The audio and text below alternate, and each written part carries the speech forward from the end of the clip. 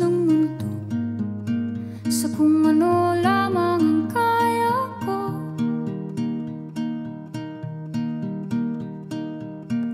Bigang-biga na sa mga problemang di masolusyonan agad, parang wala nang bukas.